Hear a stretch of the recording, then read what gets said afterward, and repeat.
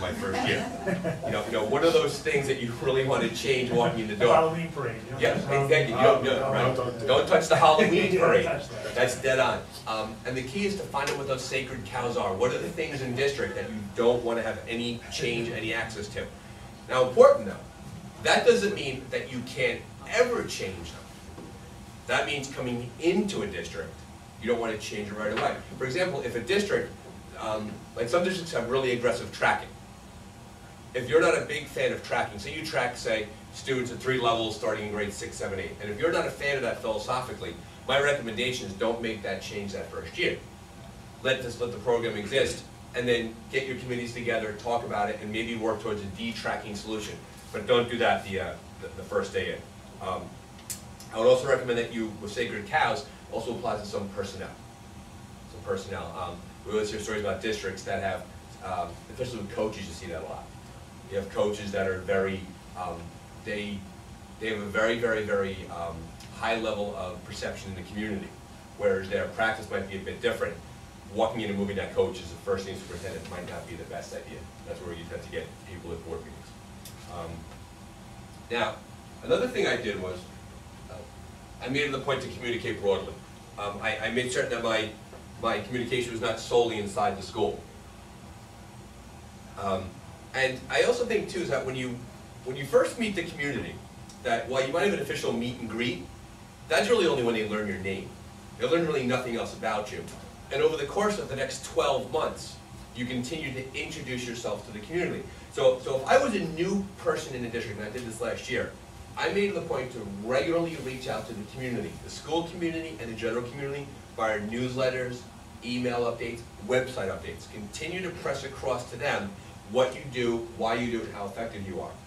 Because Jester, I'll point that out, I attended a meeting last year that Jeff made, we talked a lot about his public relations, a lot of stuff that they push out in the Westwood to the community, and they've had a lot of success there, because I think people feel very, very invested in the community. And once again, the key word there is broadly, not just communicate.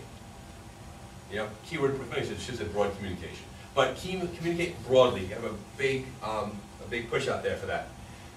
I went back and I counted for the 10 months of school this past year, I sent out about 30 email updates. So that's roughly once a week. Something would go out to the community where I would talk about things we're doing, help that we need. Some things would be really, really important. Some things would be relatively innocuous. I would recognize great work that we did. I would make it a point to put maybe deadlines in there. I would limit it at about 4 or 5 items or so. It doesn't hurt from a public-facing perspective for the community to get used to hearing from you on a regular basis. Because the only time they hear from you is at budget time, you have an issue. And I know that it's a little bit different now with the way the law changed with the November elections and all that, but if the only time you talk to your community is in, it's come, February, March, April, you might have some blowback on that. Now, here's one thing I did also. Don't hesitate to brand your work a little bit. And this is a little counterintuitive because I mentioned the whole sacred cow thing, but there are certain things that you can do. Like for example, my administrative assistant, she's actually Deborah outside. She's she's the blonde outside. Her son's a graphic designer. And he basically just sat down one day and he created this We Are Norwood logo for us. And we put it on top of our letterhead. So it doesn't hurt for you to brand your work a little bit. Make some changes that are new physical symbols that come in with your leadership. Now, once again, don't change your mascot, don't change school colors, don't do things like that, but have some relatively low impact things that set a tone for the community that things are different over there now. And it might be as simple as maybe painting the front of the school, changing a sign out front. Other examples here, maybe get a new logo, maybe a fresh set of sport or band uniforms helps. One thing we have in Norwood is we have a parent who's a graphic designer. And she actually, she's a separate person, she'll do all of our graphic design work for us. And we did, like, for example, our basketball court over this year, and she designed a new Norwood Pride logo. When Rick worked in Norwood, they had this beautiful logo, and we merely updated it. We kept that same design, but we made some minor changes to it to modernize it, but it was dead on. Other things to do, obviously letterhead, and also school webpage. We're rolling out a new webpage this year. It took a year for us to get a website provider who we like. Go with School Wires, they're very good. And we're rolling out our page. It's actually coming out next week. I never realized how complex a web page redesign was. until you started doing it and you realize that there's a million different questions. You know, the internet's amazing, it just sort of works. But when you really think about it, it's like, wow, there's a lot of work there. So we're putting it out next week. And I'm expecting like 50 emails about like a broken link. Well, we're doing that next week. Another one here too is if you're walking into the district and if you've learned the infrastructure, I recommend that you spend some time and you fix the obvious. If there's something about your school, there's like a thorn in the side. Like for example, one thing we did was we have an awning outside of Norwood School, and it was unpainted. The poles that kind of hold it up, we painted it. It took one of our summer staff 3 hours to paint these 3 poles. It was a very, very little thing, but we began to work on that part of the building. This year, over the summer, through a PTO donation, we put a retaining wall outside the school. So when you walk up to the school, there was this Japanese oak that I learned. Japanese elm was worth $30,000, by the way. I didn't realize it until I almost decided I was going to cut it down. He told me not to cut it down. I actually brought, I'm like, I hate that tree. I want to cut it down. Like, it's $30,000. Like, leave it there. Like, can I sell it? And they were like, no. But we had this oak, and the oak, and it was right in the front of the school. And if you've been to Norwood School, there was like this wooden, not wooden, there was like this chalky, dirty sort of area that it would rain and the leaves would, we basically built this nice retaining wall, and now the front of the school looks more presentable. So my advice there is really kind of, fix the obvious. I made some notes here. Some hallway decorations go a really long way. You know, you go to positivepromotions.com and you spend $199 and you buy 5 character banners and you hang them in your cafeteria, things like that. The example I think of that is that when, back in the mid-90s, when Mayor Giuliani came into New York City, he changed all of the logos on the police cars. If you remember correctly, he had them all tilting forward a little bit, the NYPD. I actually should have put that picture up here to show it to you.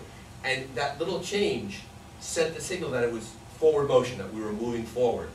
And so my recommendation, if you're new, in each of your buildings, try to find something that's a little run down. Paint the faculty room, change a floor somewhere. Not a budget buster, not a huge thing, but do something that people say, hey, it wasn't like that before he or she showed up and it's like that now. I think psychologically that sends a message to them that you're paying attention to things like that. That was a big one there. Now getting more nitty gritty for the Board of Education. One thing I did very early on, I didn't quite know my predecessor in terms of how we interacted with the board, but I knew a good board for me. Now once again, boards of education are like having children. Everyone is different, and so this is my experience. For my Board of Education, I began to offer them regular feedback. Every Friday, they would get from me a series of board notes, and sometimes the board notes were 5 or 6 or 7 things long. Sometimes they were as high as 21 things long. The record actually was 22 things that we had going on. Some of them were not really serious, but like if I wanted a new initiative or if the curriculum committee was doing something, I wanted everybody to know about it. Some things were innocuous, like Mrs. Smith's class scored 3rd in this test that they put out there. But I really itemized all of our major accomplishments, all of our undertakings.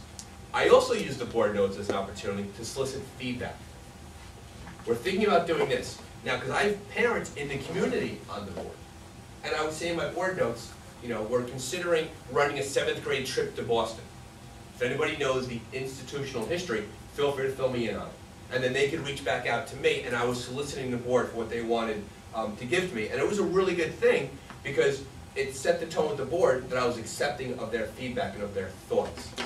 What I didn't do, though, is that I didn't give decision-making powers that fell under my authority into their authority.